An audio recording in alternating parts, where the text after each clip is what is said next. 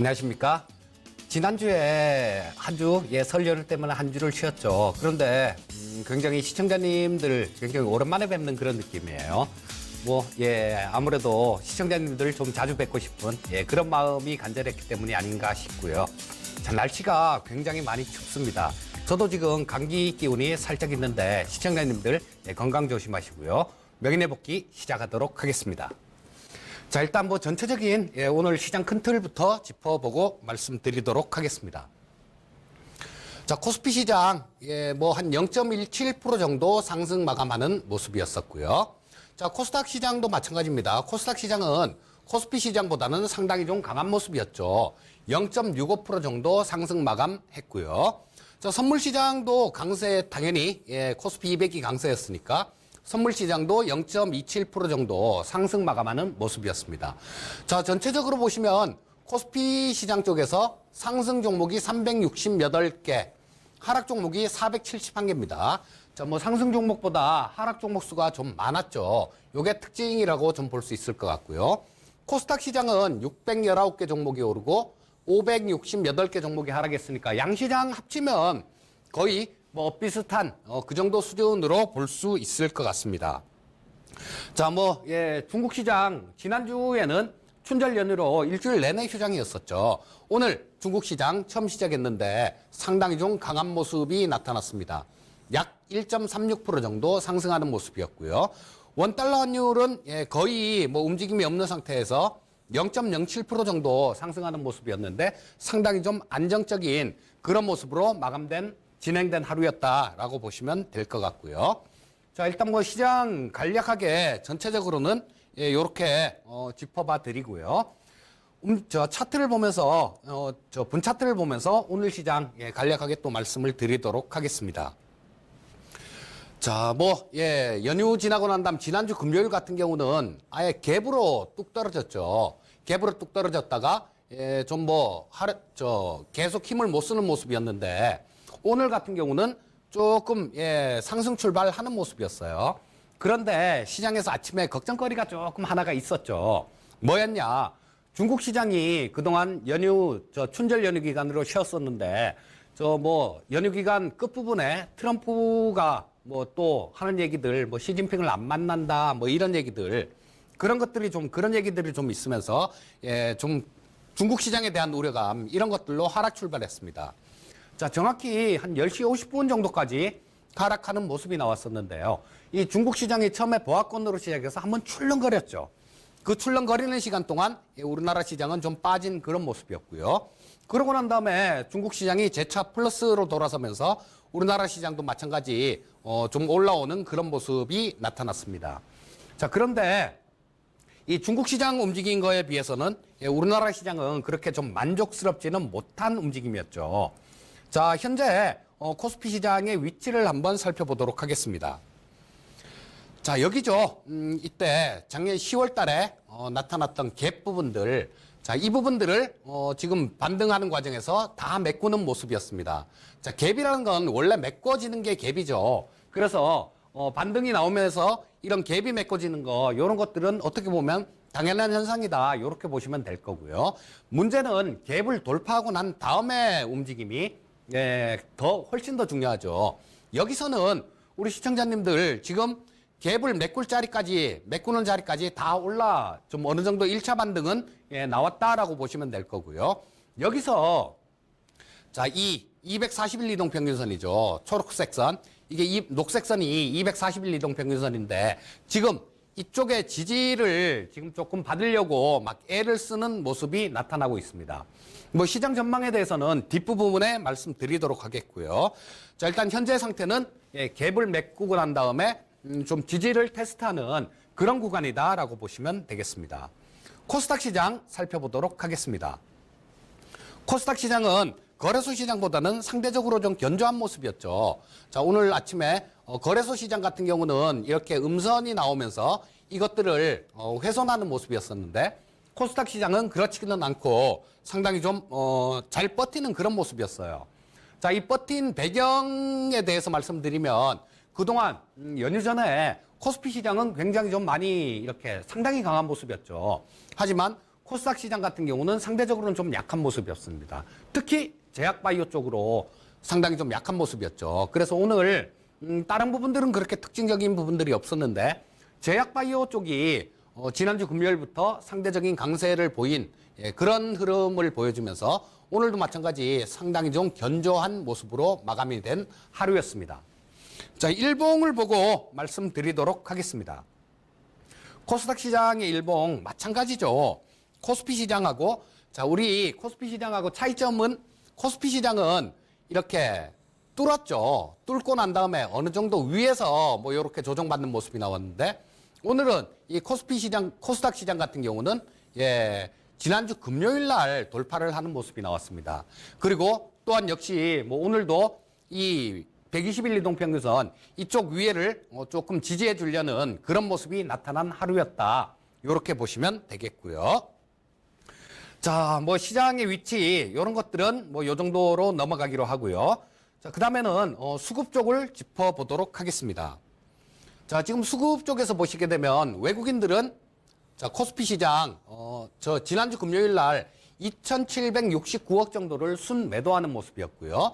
오늘은 매도 강도는 조금 약해졌습니다. 장중에는 이게 뭐 1,000억 이상 약 뭐 1,200억, 300억 정도 매도하는 모습이었는데 자, 장 5장으로 가면 갈수록 매도폭이 조금씩 줄어들더니 5장 동시효과 때 좀 한 500억 정도가 확 줄어드는 모습이었죠. 자, 그래서 외국인들 같은 경우는 설 전에 좀 많이 샀습니다. 많이 샀던 물량들, 자, 이런 것들 전체 다가 나온 건 아니겠지만 뭐 외국인들 중에도 이렇게 생각하는 사람들이 있고 저렇게 생각하는 사람들이 있을 테니까요. 조금 차익 실현 욕구가 지금 시장에서는 조금 생겼다라고 볼 수 있을 것 같아요. 외국인들은 좀 차익 실현에 나서는 그런 모습이었다라고 보시면 되겠고요. 코스닥 시장, 이 코스닥 시장은 오늘도 좀 매수를 했어요. 지금 최근 들어서 외국인들이 상당히 좀 매수를 많이 하는 모습인데 요거는 뭐 다른 특별한 이유는 없다라고 보시면 될 거고요. 마찬가지로 거래소 시장은 상당히 좀 많이 샀는데 코스닥 시장 쪽에서는 그렇게 매수를 많이 안 했습니다. 자, 그래서 그 거래소 시장하고 코스피 시장하고 좀 키 맞추기 차원에서 좀 매수가 된 걸로 보고 있고요. 하지만 보시다시피 이때 지난 설 전에 좀 상당히 굉장히 좀 많이 매수를 했지만 설 지나고 난 다음에 그때부터는 이때 설 지나고 난 다음 피크를 치고 그러고 난 다음에 이 매수 강도는 조금씩 약해지고 있는 그런 모습이다라고 말씀드릴 수 있겠습니다. 자, 선물 시장 한번 살펴보도록 하겠습니다. 선물 시장 쪽에서는 외국인들 이쪽 코스닥이나 뭐 선물 시장 쪽은 외국인들만 좀 살펴보면 되겠죠. 자, 우리 설 전에 이 거래소 시장 뭐 이런 쪽에서는 좀 매수를 많이 했었는데요. 아무래도 이 외국인들 같은 경우는 설 연휴 직전에는 설 연휴 지나고 오면 조금 조정이 있을 것이다 이렇게 예상을 했던 그런 모습이에요. 자, 연휴 전 이틀간에 첫날은 2,900억 정도 매도를 쳤었고 그 다음에 한 3,800억 정도를 또 설 연휴 직전 날 2월 1일 날 매도를 하는 모습이었죠. 연휴 지나고 난 다음에도 매도를 지속하는 모습이었고 자, 지금 외국인들은 이거 트레이딩 관점이다라고 짧게 단기 매매를 하는 관점이다라고 보시면 될 것 같습니다. 선물 시장에서는 이때 매도 쳤던 부분들 아무래도 많이 빠졌죠. 지난주 금요일 날 많이 빠지니까 이때 빠졌을 때 그 차익 실현을 나서는 모습이고요. 이 차익 실현이 오늘까지 좀 이어지고 있는 그런 모습이었습니다. 자, 옵션 시장 살펴보도록 하겠습니다. 옵션 시장은 지금 현재 오늘 포지션만 본다라면 외국인들은 콜옵션에서 29억 정도를 매도하고 있죠. 자, 금융투자 쪽, 뭐 다른 기관들 볼 필요 없다라고 말씀드렸습니다. 자, 옵션 시장에서 우리가 봐야 될 수급은 외국인하고 금융투자 수급밖에 없어요. 자, 금융투자는 콜옵션에서 21억 매수, 외국인들은 29억 매도 포지션이 나오고 있습니다. 자, 그러면 서로 엇갈린 포지션이 나오고 있는데요.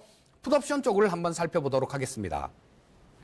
자, 풋옵션 쪽 같은 경우도 외국인들은 한 45억 정도 순매도하고 있죠. 결론은 외국인들은 콜옵션도 매도를 하고 풋옵션도 매도를 하고 있는 겁니다. 자, 풋옵션 쪽이 45억 정도 매도니까 풋매도가 좀 많은 모습이죠. 그런데 요거는 이거 매일매일 요거 하나만 봐서는 쏟기가 쉽습니다. 좀 이따가 좀 누적 포지션 이런 걸 보면서 말씀드릴 거예요. 자, 결론적으로 외국인들은 양매도니까 시장이 그렇게 크게 움직이는 걸 원치 않는다라고 오늘 움직임은 얘기를 해주고 있는 거고요. 금융투자 쪽 같은 경우는 자, 풋을 한 3억 정도 매도를 했습니다. 뭐 매도 규모는 그렇게 크진 않아요. 풋 매도, 콜 매수. 자, 합성 선물 매수 포지션이죠. 오늘은 조금 위쪽 방향으로 이렇게 보고 있는데요. 여기에 속으시면 안 되는 거죠. 자, 누적 포지션을 보면서 말씀드리도록 하겠습니다. 자, 이 누적 포지션을 보게 되면요. 제가 계속 요거를, 날짜를 그 전에, 1월 11일 정도부터 이렇게 세팅을 해놓고 보시면, 왜 1월 11일부터냐. 1월 10일이 1월 달 만기 날이었습니다. 자, 콜옵션 쪽에서 보시게 되면 굉장히, 대규모 외국인들 같은 경우는 콜 매도가 약 362억 정도 돼요. 자, 뭐, 전일까지 333억이었는데 오늘도 콜옵션 매도 포지션이 좀 늘어난 모습입니다. 자, 이 금융투자 오늘 콜옵션을 매수를 했는데 그렇게 크게 의미를 둘 필요가 없다라고 말씀드렸었는데요. 아까 이들은 콜옵션 쪽에서는 트레이딩 관점으로 접근하고 있다라고 보셔야 될 것 같아요. 자, 콜옵션 매도 쳤던 부분들 일정 부분 청산 물량이 나오는 거고요. 그래서 금융투자가 콜옵션을 샀네, 장 뜨겠네. 자, 이런 생각은 조금 접어두시는 게 좋을 것 같고요. 자, 보시게 되면 그 다음에 풋옵션 쪽을 한번 보겠습니다. 제가 연휴 전에 지지난주에 방송을 할 때 그런 말씀을 드렸었어요. 자, 이 풋옵션 쪽에서 누적 풋옵션 쪽에서 이 금융투자 쪽 이들 수급이 풋 매수했던 것들 이런 것들 좀 청산이 안 나오면 시장은 한번 휘청거릴 수 있다 이런 말씀을 드렸는데요. 지난주 금요일 날 휘청거렸죠. 자, 그때가 저때 연휴 전에 월요일 날 방송을 했을 때 뭐 그 이후에 계속 보시게 되면요. 자, 이날 마지막 방송을 했었죠. 이 명인의 복귀 마지막 방송을 했었습니다. 자, 그런데 1월 30일 화요일 날도 매도 포지션이 늘어나는 모습, 풋 매수 포지션이 늘어나는 모습이었고요. 자, 수요일, 목요일 계속 늘어나는 모습이었죠. 자, 그리고 뭐 연휴 전까지 계속 늘어나고 2월 7일까지도 연휴 지나고 난 다음에 올 때 그때 목요일까지도 풋옵션 매수 포지션을 계속 늘리는 모습이었어요. 자, 그 결과 이들은 정말 영악하고 정말 대단한 그런 집단입니다. 특히 옵션 시장에서만큼은. 자, 그리고 2월 8일 날 주가가 지난주 금요일 날 급락하는 모습이 나왔죠. 자, 이런 것들이 이런 수급하고 그렇게 무관치가 않습니다. 그래서 일주일에 한 번 정도 이 수급을 보는 걸로는 굉장히 부족합니다. 자, 지금도 마찬가지죠. 결과를 이렇게 놓고 보니까 금요일 날 급락했던 게 좀 설명이 되는데요.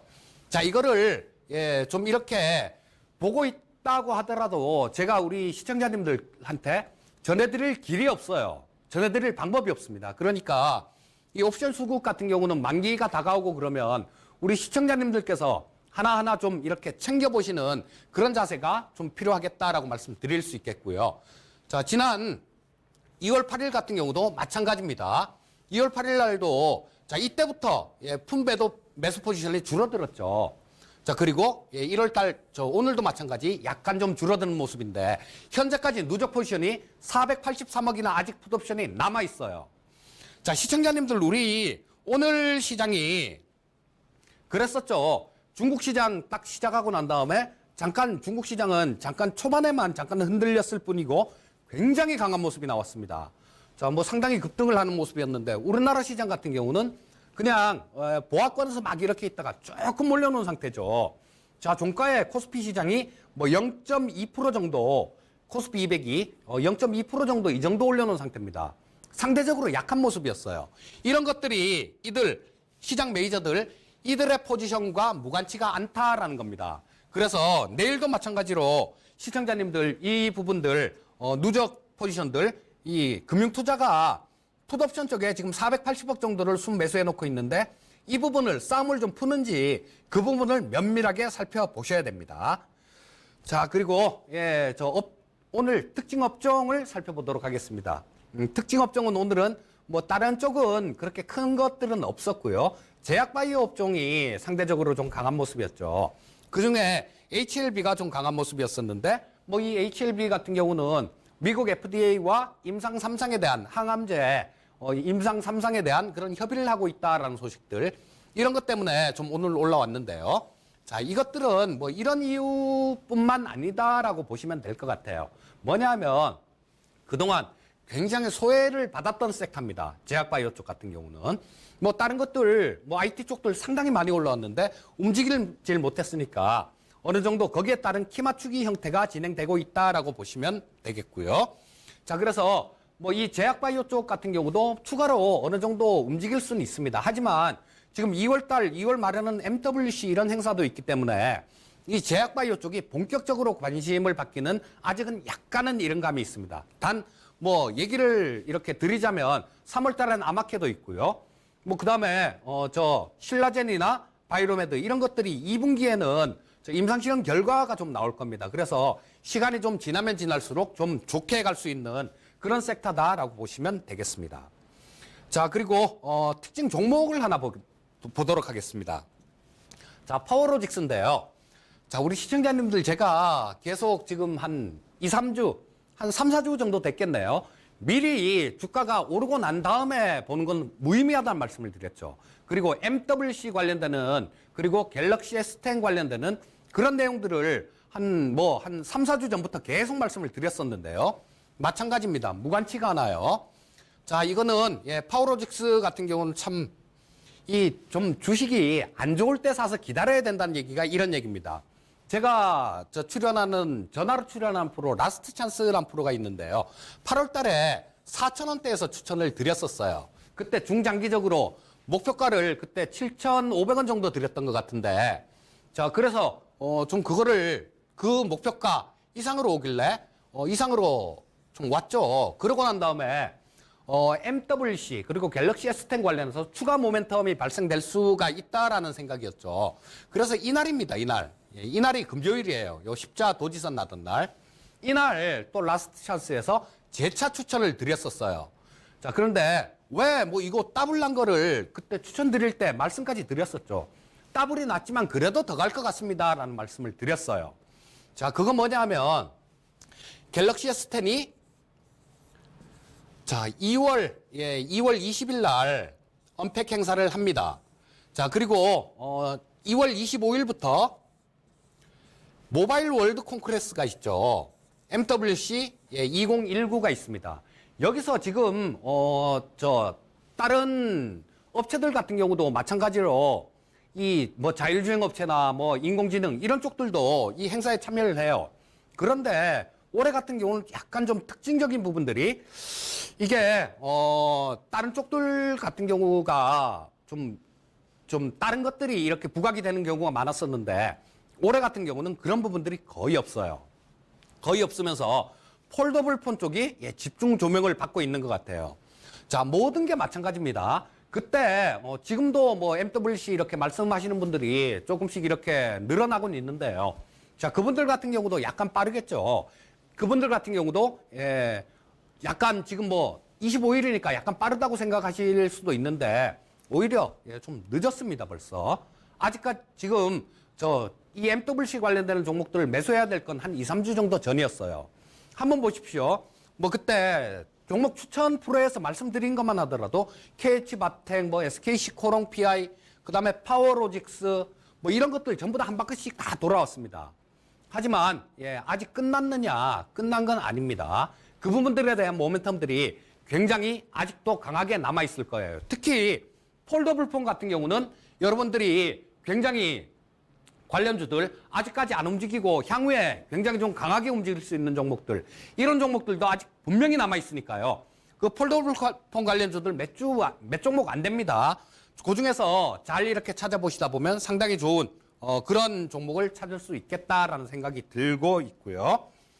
자, 다음 주 시장 전망을 말씀 좀 드리도록 하겠습니다. 자, 이번 주네요. 이번 주 같은 경우는 굉장히 좀 변동성이 생길 겁니다. 왜? 자, 우리 저때 화웨이 쪽이 약간 이쪽이 그렇습니다. 또 지금 기사화가 이렇게 되진 않았는데요. 이 CES 기간에 미국에서 FBI에서 이 하웨이 기술연구소를 급습을 했어요. 그 어떤 이유였냐면, 미국의 아칸 반도체라는 회사가 있습니다. 이쪽에서 이 유리에다가 인공 다이아몬드를 이렇게, 코팅하는 그런 기술을 개발을 했어요. 그래서 작년 7월 달에 이 하웨이 쪽으로 샘플을 보냈습니다. 샘플을 보냈는데, 이 하웨이가 시간이 지났음에도 불구하고, 샘플 반환 시간이 지났음에도 불구하고, 이거를, 좀 반환하지 않았어요. 반환하지 않고, 시간이 한참 지나고 난 다음에 반환을 했는데, 이 샘플이 잘려져 있고, 그 다음에 이 단면도 좀 이렇게 훼손이 되고 막 그렇게 된 상태에서 이 아칸 반도체로 샘플을 돌려줬습니다. 그래서 이 회사가 FBI에다가 수사 의뢰를 한 거예요. 자, 처음에는 관계도 있고 그러니까 극비리에 해달라. 이런 요청이 있었는데, 나중에는 도저히 안 되겠으니까, 그냥, 공개를 합시다. 이렇게 됐나 봐요. 그래서 이 FBI에서 화웨이 쪽, 이런 쪽들, 급습했던 그런 내용도 있고요. 이런 쪽들은, 화웨이 쪽에서는 이거 누가 봐도 명백한 기술 탈취죠. 트럼프가 하는 얘기가 전혀 근거가 없는 얘기는 아닙니다, 분명히. 자, 그리고, 이 트럼프의 행정명령으로 하웨이 쪽 장비를 사용하지 못하게 하는 그런 공식적인 그런 부분들도 행정명령을 할 거다라는 그런 얘기들도 있어요. 그렇게 된다라면 물론 미중무역협상하고는 별개의 사안이다라고 얘기는 하겠지만요. 이런 부분들이 분명히 영향을 줄 겁니다.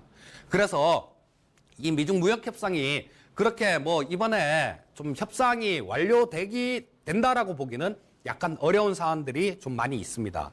자, 그렇다면 시한을 좀 넘겨서 또 재협상을 하지 않을까 싶은 생각이 들고요. 이런 부분들은 시장의 변동성 요인이 되는 거죠. 또 한 가지, 이쪽에 지금 우리나라 내부적으로 봤을 때는 옵션 만기가 목요일입니다. 이번 주 목요일이 옵션 만기예요. 자, 아까 우리 시청자님들 저랑 같이 누적 포지션을 보셨을 겁니다. 이 옵션 시장에서 가장 불패 신화를 자랑하고 있는 금융투자 쪽이 지금 480억 정도나 되는 그 정도 숫자를 풋옵션을 매수를 해놓고 있다라는 겁니다. 이런 부분들도 변동성 요인이 될 수 있을 거고요. 15일이죠. 또 15일 날 이날은 미국의 셧다운 지금 임시 합의를 내서 15일까지죠.